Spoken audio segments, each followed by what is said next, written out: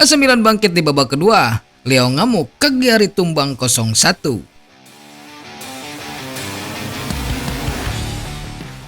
AC Milan mengubah jalannya laga hanya dalam 5 menit. Di Cagliari, satu momen sudah cukup untuk memecah kebuntuan. Saat Milan benar-benar mulai bermain, gol langsung tercipta. Kemenangan ini lahir sepenuhnya dari babak kedua. Pasukan Massimiliano Allegri kembali ke lapangan dengan sikap berbeda.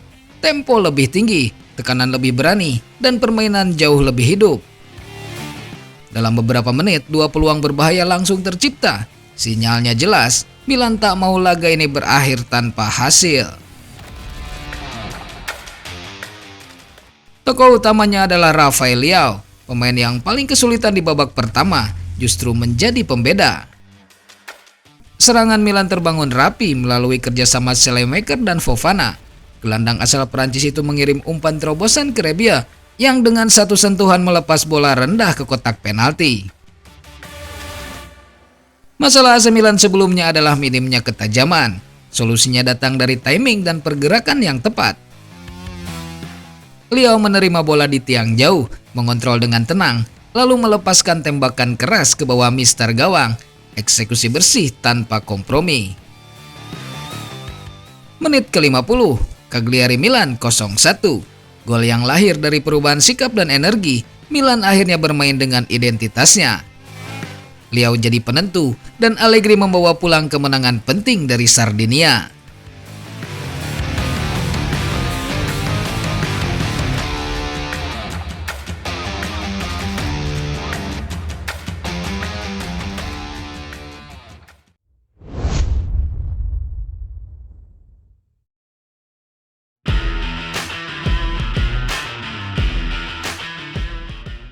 Leo bicara, Allegri mengubah segalanya. 1 gol, mental juara Milan di Sardinia. 1 gol, 1 momen, 1 pesan kuat dari AC Milan di tanah yang selalu menyulitkan. Di Sardinia, Milan tidak sekadar menang, mereka menunjukkan mental juara.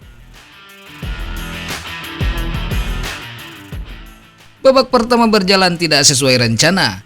Cagliari lebih dominan, lebih agresif dan menekan tanpa henti. Namun Milan bertahan, dan ketika momen itu datang, Rafael Leao kembali menjadi pembeda untuk ke-7 kalinya melawan Cagliari. Gol tunggal laga lahir dari detail kecil yang menentukan. Yusuf Fofana membuka ruang, Adrien Rabiot membaca pergerakan, dan cutback tajam mengarah ke Rafael Leao. 1 sentuhan untuk menyiapkan diri, 1 tembakan keras, gol, efisien, klinis tanpa kompromi. Leo menegaskan, kemenangan ini adalah hasil kerja kolektif. Davide Bartesaghi yang bermain di posisi berbeda, tampil dengan mentalitas tepat dan kontribusi solid. Bagi Leo, inilah tanda bahwa Milan berada di jalur yang benar. Masalah Milan jelas di babak pertama, permainan kurang tajam dan terlalu reaktif. Solusinya datang dari ruang ganti. Massimiliano Allegri menyampaikan pesan tegas. Saat menyerang, pemain harus dipecah, intensitas dinaikkan, mentalitas diubah. Hasilnya langsung terlihat. Milan tampil lebih agresif, lebih berani, dan lebih menentukan di babak kedua. 1 tembakan tepat sasaran cukup untuk mengunci 3 poin. Bukan kemenangan paling indah, tapi kemenangan yang paling bermakna. Milan berdiri di puncak klasemen sementara. Rafael Leao menutup malam dengan sederhana, fokus pada tim, fokus pada kemenangan, 3 poin, dan pesan kuat untuk Serie A. Milan siap bersaing.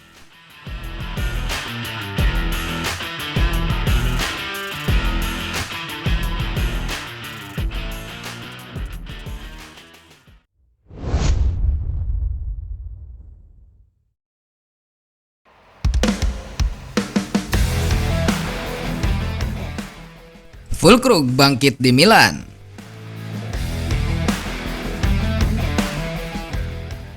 Niklas Füllkrug belum selesai.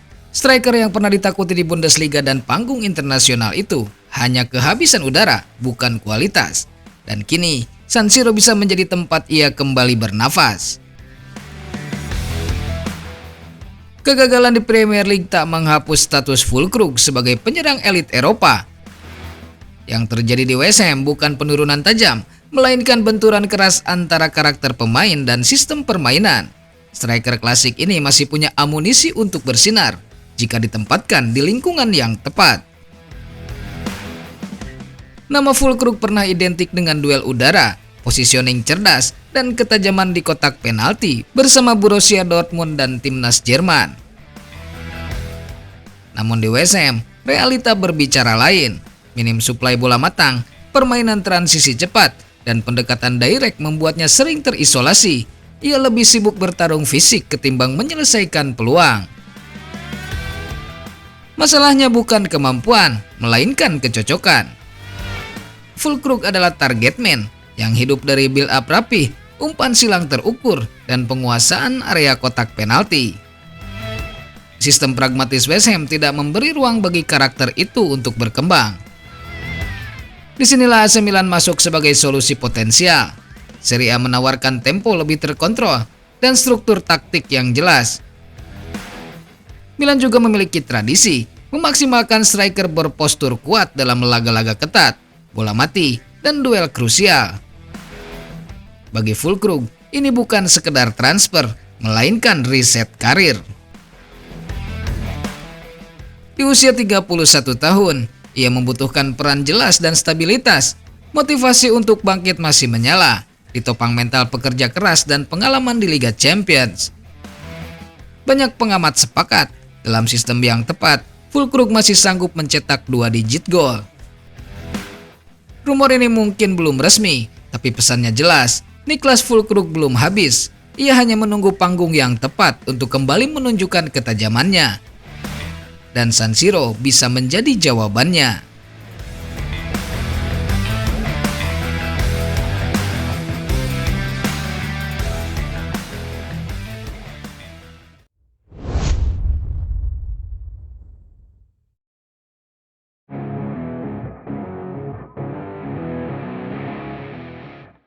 AC Milan goda Joe Gomez.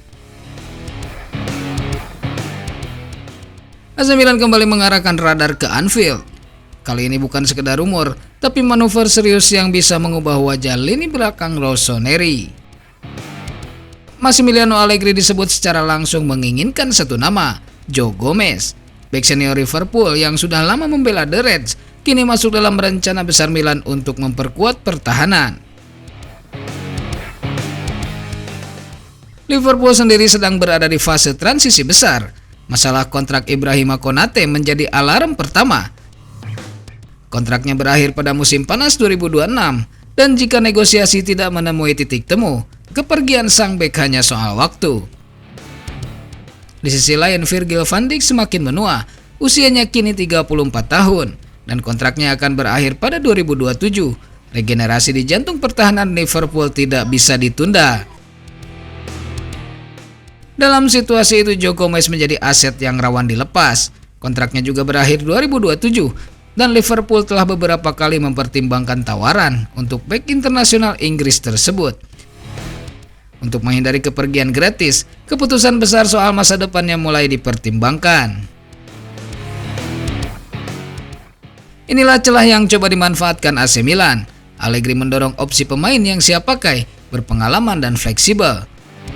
Joe Gomez dinilai cocok, bisa bermain sebagai bek tengah maupun bek kanan.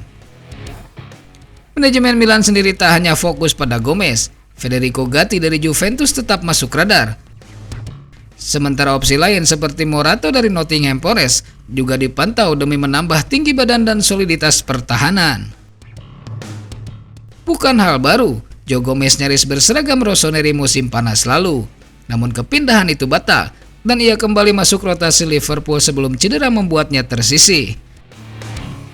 Kini Januari membuka bab baru, AC Milan bergerak, Allegri menekan, dan Joe Gomez kembali berada di persimpangan karirnya.